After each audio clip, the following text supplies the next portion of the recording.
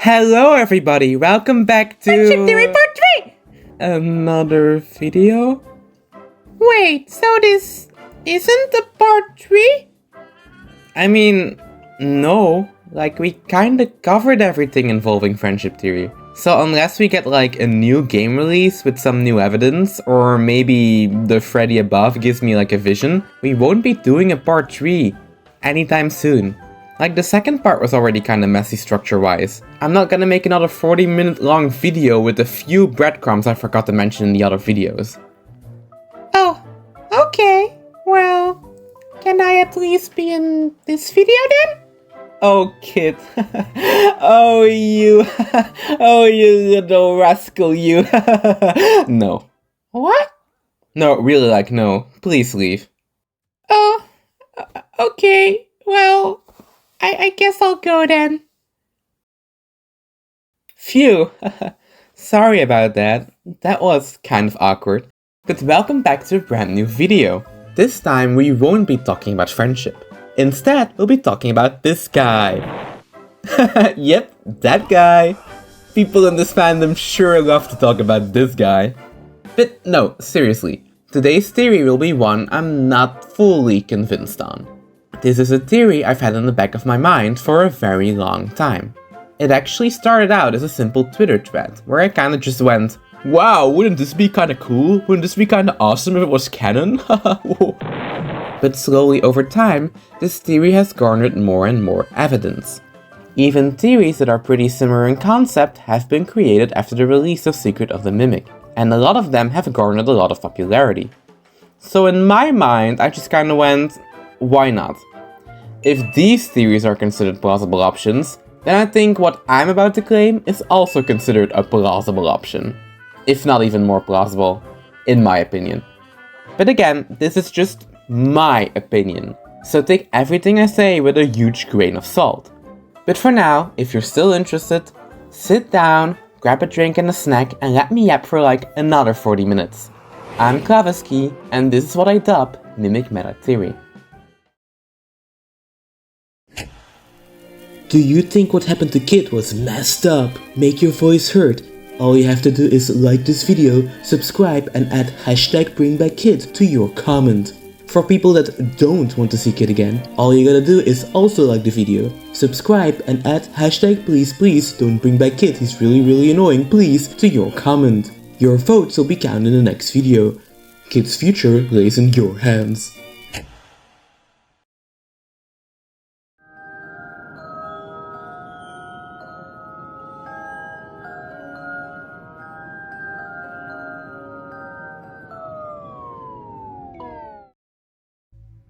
So, remember what I just said about how I'm not fully confident about this theory being true?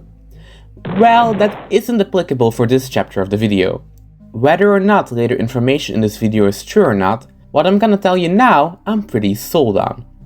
It all starts with the story of the first Steel Wolf FNAF game, Five Nights at Freddy's Help Wanted. And we all know how the story goes. Fazbear Entertainment hired Silver Parasol Games to develop a VR game to clear up their bad name. During development, Fazbear Entertainment gives them a bunch of old circuit boards and junk to speed up the development process. Because that's how game development works, I suppose. The game developers scan the circuit boards but uh-oh, body-shaped fires in their game now. This leads to some wacky shenanigans like people getting possessed, faces getting chopped off, a few lawsuits, Bunny gets shattered into multiple tapes, game gets shipped off to a new company. New beta tester puts the bunny back together, beta tester gets possessed. Bada bing, bada boom, Vanny is born. Basically a tale as old as time if you ask me. This whole story is told throughout the multiple tapes we can find in the game. These tapes are left behind by Tape Girl, a previous developer of the game, as a way to warn us about Glitchtrap. And everyone has heard these tapes like 200 times by now. 500 times if you're a theorist. But still, there seem to be some details in these tapes that a lot of people overlook. In one of the tapes, Tape Girl says this. I mean, they sent us that stuff in the first place with no explanation, told us to scan it, said it would expedite the process so we wouldn't need to program any pathfinding ourselves. It was a budget thing, I guess. It was just junk, circuit boards and things like that. Looked pretty old. Somehow though, there was usable code on some of it. It seemed to take hold by itself. Things started changing, but then he started appearing. At least that's what Jeremy said. What's so peculiar about this tape is that Tape Girl says that after the circuit boards got scanned, the code took a hold by itself. You would assume she's talking about the creation of Glitchtrap, but that's not exactly what she's talking about. Later in the same tape, she explains that Jeremy only started seeing Glitchtrap after this event happened. So the vintage circuit boards didn't just create Glitchtrap, they created something else as well. To find out what they created, we first need to take a step back and establish what exactly these circuit boards are, and what they're supposed to do. Tape Girl says they're supposed to expedite the process of the game's pathfinding. Meanwhile, Hans Unit has some other things to say about this technology. Using proprietary technology developed by Fazbear Entertainment, our VR development teams were able to use vintage control boards almost like plug and play, digitally recreating performances and personalities from the past in an instant. Whatever technology Fazbear sent over specifically contained old performance routines and personalities from the past. And what kind of technology would be able to recreate performance routines and personalities from... Shit, it's the Mimic, isn't it? It's gonna be the Mimic.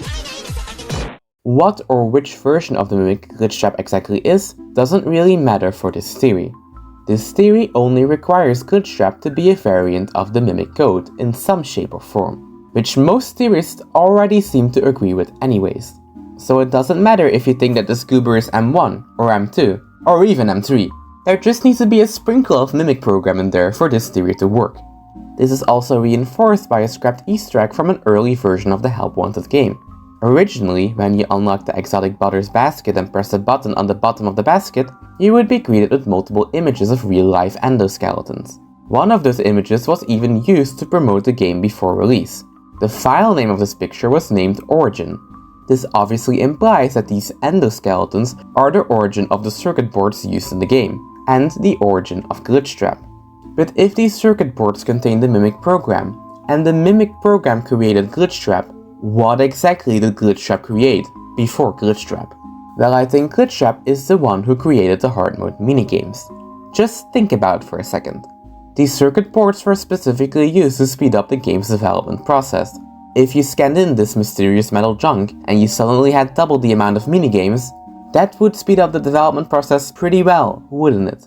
It would also explain the weird appearance and execution of the hard mode minigames themselves. Not only can they be accessed in the same place where you can access the tapes, every single one of them is also a copy of an already existing minigame, like some kind of AI tried to recreate them. But they're not exact copies. Every single one of them contains weird anomalies compared to their original counterpart. The hard mode version of the Plushtrap minigame makes us tiny. The Lolbit minigame fills up the Funtime Auditorium with multiple copies of the same model. The hard mode version of the Bonnie Parts and Surface minigame plays a glitched version of the Showtime music. And the Ennard Vent Repair minigame is filled with reused models and is also upside down. It's like the developers asked ChatGPT to make the original minigame more difficult, with this being the result. Glitchtrap's game development skills all come together inside of Pizza Party, a minigame that is literally a fusion of all the previous minigames. Every map, every model, and every animatronic just brought together into one mashed together version of hide and seek. And who is there at the end to greet us? Glitchtrap himself, ending the in-universe VR experience by stuffing us inside of Freddy. But the evidence doesn't end there. This theory is further reinforced by the Curse of Dreadbeard DLC. This DLC takes place after the main game's story, after Glitchtrap is already contained inside of the plush and possessing Vanessa. So it's interesting that this DLC does have a hard mode switch, but no hard mode minigames.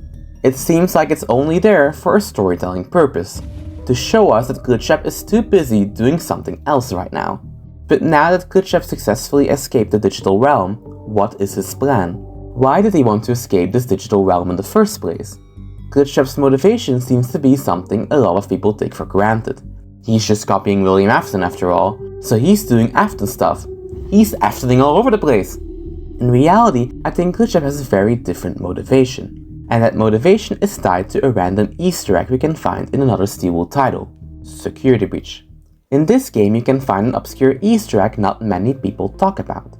If you upgrade Freddy with Monty's claws and Chica's voice box, you'll be able to access new parts of the Pizzaplex. And some of these rooms are very peculiar in design. Inside of the Pizzaplex we can find real-life recreations of some of the Help Wanted minigames, specifically the Plush Baby prize counter, the Mangle Vent repairs fence, the Curse of Dreadbear menu screen, and the Build a Mangle furnace room. In every room we can also find specific collectibles that tie back to Sun and Moon, heavily implying that these rooms tie back to the Mimic somehow. If you want to know how Sun and Moon imagery relates back to the Mimic, be sure to check out Friendship Theory Part 3 for elaboration on that. It's basically a whole video about the Sun and Moon symbolism. To explain what I think Glitchtrap's motivation is, I'd like to bring up a specific example, a source that helped me come to this conclusion in the first place. Please give me the time to explain myself, but I'm talking about a fantasy novel by the author Terry Pratchett, named Witches Abroad. Yeah, I'm not kidding. And before you click off, no, I'm not saying that this novel solves FNAF, or that Scott and Steelwood took inspiration from this book to write their story. I think that's very unlikely. The reason I'm bringing this up is to better illustrate where exactly I'm going with my theory. Witches Abroad is just one novel in a bigger fantasy world that all takes place in the same fantasy realm, the Discworld. The Discworld is a world that works very different from ours. Since the world is fictional, it relies on storytelling logic and function. In the Discworld, this force is literally called narrativium. It's a natural force that ensures everything in this magical world functions properly as a story. And the story requires to be satisfying. For example, if a boy has two older brothers and they go on an adventure, those two older brothers are destined to fail, while the younger brother will succeed. That's just how satisfying stories work. And magic users inside the Discworld know about this rule and are able to tap into it. But of course, this always comes with a risk. The book Witches Abroad specifically dives deeper into this type of magic. At one point, the main characters mention a witch named Black Alice, who was famous for using narrative magic. But of course, it's very dangerous for a witch to mess with the story that they're a part of, because there's still a witch at the end of the day, and witches don't often get a happy ending. Now there was a witch who knew how stories worked, said Nanny.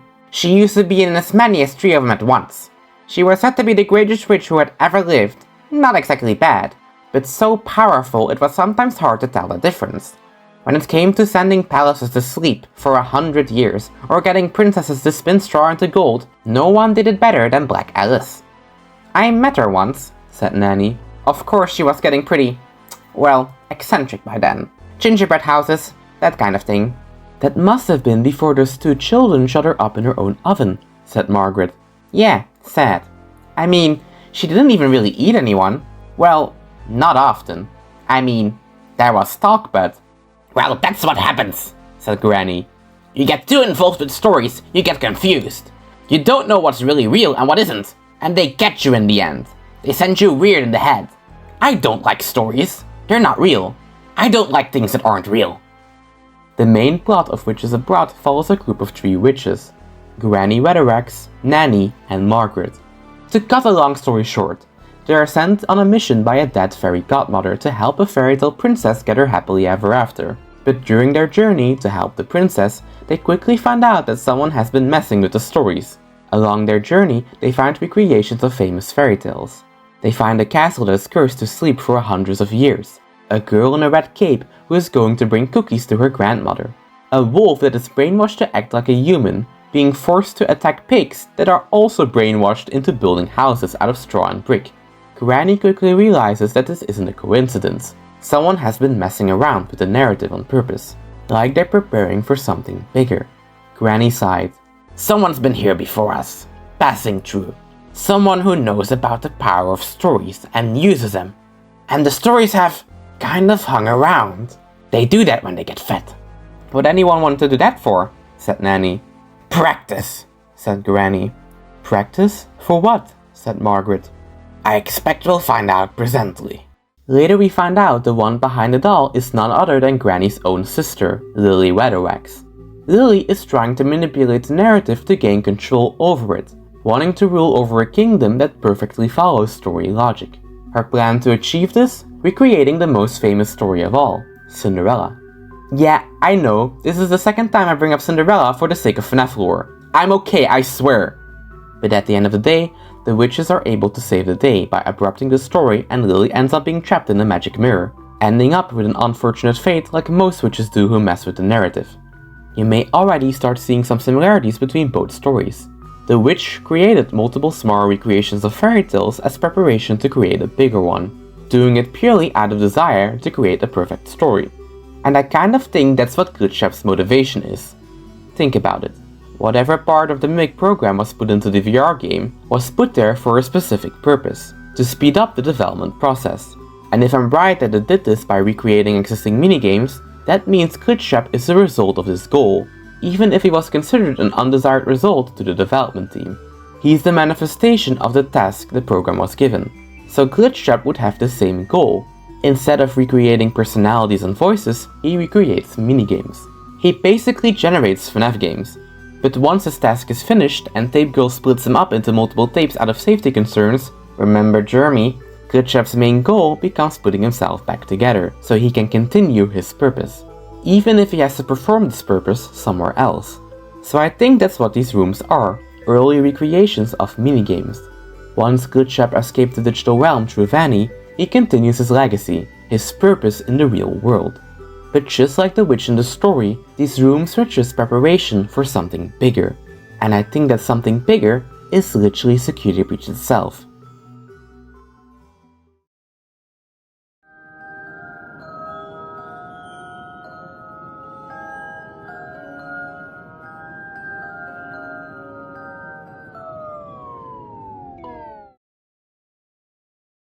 Okay, you may wonder now, Clovis, where would Glitchtrap even get the idea from to create Security Breach? And well, I think that ties back to a single character that has been shrouded in mystery for a while now. Gregory. Like, who is Gregory? Like, seriously, who is this kid? From another David to Gregbot, people love speculating on this kid's true backstory. Cause that's just the thing, we don't really know anything about Gregory's backstory. He just kinda showed up one day story-wise. Apart from a loving family being mentioned in the therapy CDs, there's not really anything to go off on. I mean, Gregory literally lies about his own childhood during the therapy sessions. This kid has something to hide. What we do learn, however, is about his personality. Thanks to the story of GGY, we know that the mysterious patient 46 we hear about in the therapy CDs is indeed Gregory himself. And thanks to these CDs, we learn a lot about his strange behavior. We learn he's a phantom, someone who's very talented with computers and technology at a very young age. And we also learn how he's been sneaking into the Pizzaplex overnight. We learn that the Pizzaplex technicians have consistent complaints about Gregory's shenanigans, because he's been using his talent for hacking to mess with the machinery and animatronics at the Pizzaplex. But one detail that's often overlooked in the therapy CDs is the fact that Gregory was communicating with some kind of self-made software. A software that is able to copy and repeat phrases. I saw in your file that you have developed software programs that talk to you and repeat phrases, right? The program asks you questions and prompts you for responses. It's kind of like your own self-therapy, isn't it? Another way of talking to yourself to work things out, right? When I saw some of your recent encrypted conversation logs, that's what I thought I was looking at. It felt like I was watching someone go back and forth in their own head. But the text found something that's different than that. When I read what they found, at first, I thought I was looking at more examples of you just talking with yourself. Then I realized it was different. When I study this, it sounds like there is someone else responding to you. Who is it? In earlier CDs, one of the therapists also specifically mentions how Gregory often talks to himself as a form of self-therapy. Well, I see in your file that you spend a lot of time by yourself and are good at self-dialogue. You know what I mean? Asking yourself questions and getting answers. But the strangest part of Gregory's character is his seemingly murderous tendencies. In the retro CDs, we learn that every single therapist Gregory had seems to disappear once they start getting too close to truth. One of the therapist's bodies even gets found mangled by machinery, and it's very much implied Gregory is the one behind it. In the books, we also learn more details about Gregory's personality that match up with the behavior he displays in the therapy CDs. In the story GGY, we follow Gregory's friend Tony, who's investigating the mystery behind the GGY high scores. We learn that whoever GGY is a hacker who has been breaking into the Pizzaplex at night to play the arcade machines and has been hacking into the Glamrock animatronics, modifying their personality to control them. Tony also discovered that GGY has lured 3 missing school counselors to the Pizzaplex during the night. In Escape the Pizzaplex, Gregory also appears, this time breaking into the Pizzaplex overnight to hack the animatronics. He reprograms the robots into playing multiple games of hide and seek. Both book appearances have one thing in common. Gregory is seemingly obsessed with games. Not only does he have all the high scores in the Pizzaplex, something that is also shown in the games, but he seemingly also hacked the animatronics themselves to create games for his friend Cassie. And this detail leads me to the following conclusion. Yes, like a lot of theorists, I'm implying that Gregory is under the control of Glitchtrap himself. But the real mystery is, how did this happen? My best assumption is that Gregory came in contact with Glitchtrap by exploring the Pizzaplex himself. I don't think Gregory breaking into the Pizzaplex overnight and being a hacker is the result of Glitchtrap possessing him. I think those aspects of his personality are what made Gregory the perfect apprentice for Glitchtrap. Based off a conversation between Vanny and Glitchtrap we can find in the source code of Scott Games, it's likely that Gregory was chosen by Vanny herself. Scan the codes. I will. Focus my voice. I will. Don't let anyone lead you astray. I won't. Have you selected one? I have. I think this conversation resulted into Gregory being gifted the Vanny mask. This could explain why Gregory has a glitched vision when he sees Vanny in Security Breach. Whatever technology Vanny uses to stay invisible to the animatronics is messing with the brain chip Gregory got from the mask. It would also explain why Gregory mentions a mask in the retro CDs. You think it's a mask? It reminds you of a mask? Like a disguise? Yeah, I can see that. You like the idea of being disguised? Disguises let you be sort of invisible, don't they? You can get away with almost anything when you're invisible, can't you? Yeah, you like that idea, huh? It would even explain why he calls himself Dr. Rabbit in the books, why it's implied he's the one who put Glitchtrap in the Pizzaplex system, and it definitely explains why he's killing noisy therapists that are trying to get involved with the secret plans. But most importantly, it explains what the heck is going on in Escape the Pizzaplex. Being possessed by a little rabbit AI is making him contribute to Glitchtrap's legacy, making games. As mentioned before, Escape the Pizzaplex follows a story of Gregory creating games for his friend Cassie to play overnight. He creates these games by hacking into the animatronics, forcing them to stalk them while they play hide and seek. But as time goes on, these games start to become more and more dangerous. The animatronics go from innocently playing hide and seek to actively chasing and attacking Cassie. This eventually results in Gregory setting the reagent loose, a dangerous staff bot with deadly chemicals, whose only goal is to get rid of all organic matter inside of the Pizzaplex. At one point, Gregory even hacks Roxy, and Cassie is forced to solve multiple riddles and puzzles to get her friend back. But Gregory doesn't seem to understand the gravity of what he's doing. Cassie comments on how Gregory's games have suddenly become more dangerous than usual, like something happened to him off screen. And what happens once Cassie survives all 5 nights? Gregory simply asks her what game she wants to play next. What happened to Cassie is nothing but a game to him. It's like he's being influenced by an outside force, who's forcing him to put his friend into dangerous situations. And if you consider Escape the Pizzaplex as part of the game's canon, Gregory's behavior in this book can be seen as the next step in Glitchtrap's plan. Perhaps that's what happened to the therapist as well. Gregory lured them to the Pizzaplex overnight to play an elaborate game of hide and seek. Glitchtrap is actively using Gregory as a vessel to create games in the real world. I mean, he does need some way to get volunteers to play his games after all.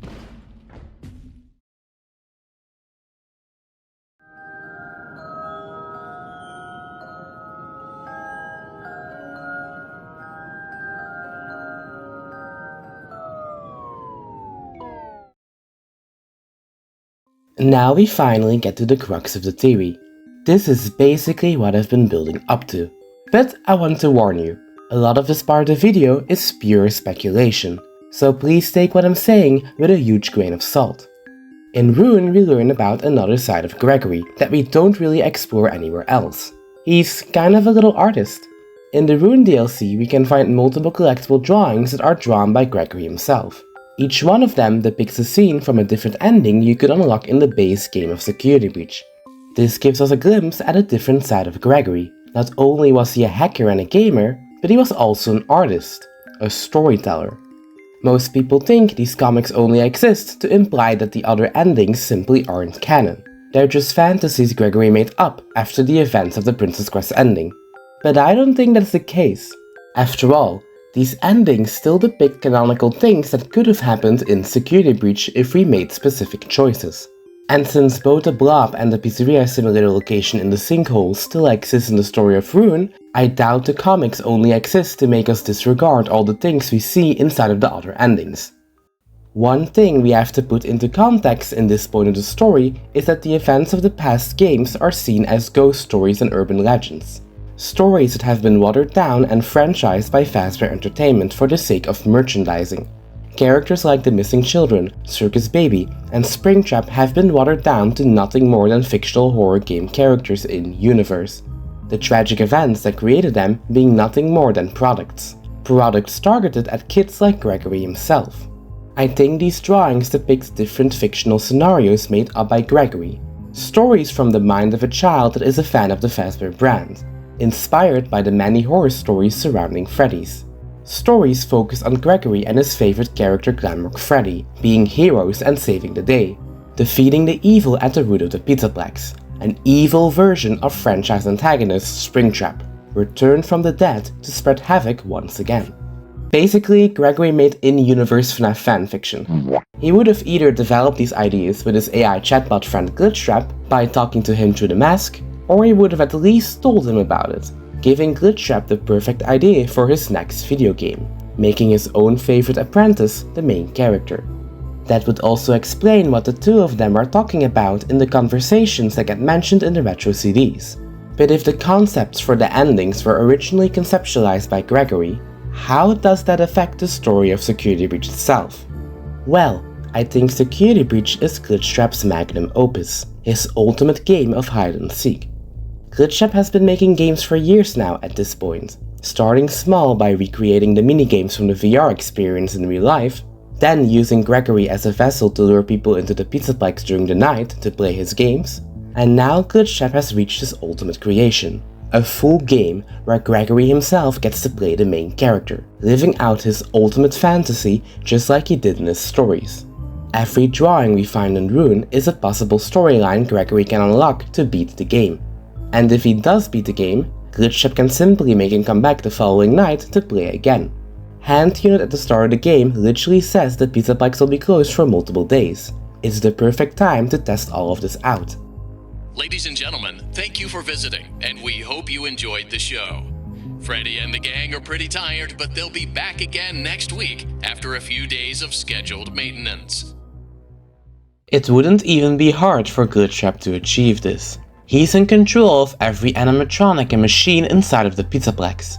He's able to put everything in place to make the game run as smoothly as possible. But there's one issue. The game wouldn't really be that fair if Gregory already knew the whole story. I do think this means Glitchtrap probably did something to wipe Gregory's memory. How he did this, I'm not sure. Maybe he brainwashed him. Maybe finally releasing him from his control made Gregory forget about all the things Glitchtrap made him do. It doesn't really matter. What matters is that Gregory during the game is stuck in a nightmare of his own making, and he doesn't even realize it. But apart from Gregory, this theory also recontextualizes many other characters inside of Security Breach. Let's cover them one by one. Let's start with Vanny. I think under this theory, some of Vanny's strange behavior can be explained. I think Vanny doesn't only exist as a foil inside of Gregory's story, because she does appear in a bunch of his drawings, but also to be a game master of sorts. One of Vanny's most iconic lines is, well, you know the one. This one. Are you having fun yet? This voice line isn't as random as it seems, however. This line was originally said by Hand Unit in Help Wanted. Are you having fun yet? That's great to hear. Under this interpretation, I think Vanny serves a similar role to Hand Unit in Help Wanted. She's a game master, making sure Gregory doesn't break the rules of the game. She's basically the goober behind the scenes, making sure that everything is in proper working order and running smoothly. And it's also only when we get rid of the Game Master character, by playing the Princess Quest arcade machines, that Gregory can escape the game and unlock an ending that wasn't originally intended. Now let's focus on everyone's favorite, Burntrap. Under this theory, it would explain why this goober is even here in the first place. He is Glitchtrap's attempt at creating a final boss. The grand return of William Afton, who came back from the dead to haunt the Pizzaplex. That's why he looks like a cobbled together version of Springtrap, who's made out of different parts of Glamrock endoskeletons and is kept together with the help of metal bars. Maybe Vanny and Glitchtrap really did find William Afton's original remains underneath the Pizzaplex, choosing to cobble him back together for their game. And based off the glowing purple eyes, the one controlling this rotten vessel is Glitchtrap himself, role-playing as the big bad in his own narrative. And finally there is Glamrock Freddy, Gregory's best friend and ally. The only animatronic in the game who seemingly isn't being controlled by Glitchtrap. I think similar to Gregory, Glamrock Freddy was intentionally given free will by Glitchtrap as a way to make the game more authentic. That could explain why he glitches at the start of the game, wiping both him and Gregory's mind to leave them clueless. Cause even though Freddy doesn't recognize him when they meet, almost every other source very much implies that the two of them have a history together. A history Glitchtrap had to erase to make the story work. This was originally also gonna be hinted at in Security Breach itself through one of Freddy's scrapped voice lines. Gregory, I know why you are not in the customer database. I remember you from the... Finally, I think this theory would solve one of Security Breach's strangest mysteries. That being the mystery of the wall code. This code can only be found inside of a hidden room in the Pizzaplex. A room you can only find and enter by solving a riddle. Near the hidden door of the room is a torn piece of paper saying this. It is here, but you can see. Alone in the dark, I found the key. It's like someone intentionally left a riddle for Gregory to solve so he can enter the room. Once we flash our fast cam at the wall, a door appears. Inside, we can find the mysterious code plastered on a wall. A code that strangely looks like it's made out of a bunch of triangles. And honestly also suspiciously looks like the MCM logo. I don't know why no one pointed out yet. Regardless, if you decipher the wall code, it says this. Break and mend. I built a bread. They hunt now, drawn to life, not real, still keen, and frit and fraught with dot and zest and jest and no blunt woes. Dodge, duck, flash, shoot, crawl, run, crush the vile band. Cry not, try not. Do not hold out hope, no. Your life, your aim, will save those with soul. Well, this sounds like some Shakespearean word vomit, doesn't it? This mysterious message can be interpreted in many different ways. A big reason for that is the fact that it doesn't have any punctuation. So depending on where you add the punctuation, the sentences can get a completely different meaning. For example, let's start at the beginning. I built a bread, they hunt now. Would imply that whoever the animatronics are hunting is built by the person who wrote this code. But if you change the punctuation to I built a bread, they hunt now, it would rather imply that the person who wrote this gave the animatronics life. Personally, I think this wall code is written by Glitchtrap himself. So under this interpretation, the sentence is either referring to Glitchtrap giving life to the animatronics, giving these artificial creations personalities and characteristics that aren't quite real, not real, but still keen, or it's referring to Glitchtrap creating Gregory in some kind of way. Most people would interpret it as Gregbot evidence, which is a fair take, but I would see it more as Glitchtrap shaping Gregory into the person he is now. This would very much match up with how Glitchtrap talks to Vanessa in the Security Breach trailer, saying that she became more after he found her. When I first found you, you were nothing. You were small, pathetic. But now, you are more. Are you ready? What comes next is pretty obvious. Dodge, duck, flash, shoot, crawl, and run are things Gregory all does during the gameplay of Security Breach. And then there is his main goal, plainly spelled out to him. Crush the vile band. I think what we're seeing here is the instructions of Glitchtrap's game. Destroying the Glamrock animatronics seems to be the ultimate goal of Glitchtrap's game. Cry not, try not, do not hold out hope, no. Glitchtrap makes it very clear that there is no escape for Gregory. There is no hope of him trying to escape this game. I think the most confusing part is the last sentence. Your life, your aim, will save those with soul. Yeah, I'm not sure what he's referring to here. I doubt Glitchtrap is talking about saving Vanessa, since this would go directly against his plans. So maybe he's referring to Glamrock Freddy, if there's something supernatural going on with him. Or it is something related to those children noises coming out of those wet floor baths in Ruin. There are a lot of missing people in those newspapers. Or maybe it's the Blob? I don't know. But what's important is that in the end, Gregory was able to accomplish his task. He did save someone with a soul, Vanessa. By playing the Princess Quest arcade machines, he was able to break Vanessa out of Glitchtrap's control, saving her by doing what he does best, getting those minigame high scores. It was an ending that wasn't intended. That's why there is no Princess Quest drawing in Ruin. Gregory had to break Glitchtrap's game to be able to escape from it, ending the nightmare once and for all. But let's take a step back now. I may get why people watching this video aren't fully convinced yet. Why would I, Klevesky, come to such a ludicrous conclusion? Is it really just because I read a fantasy book about witches? Well, not really.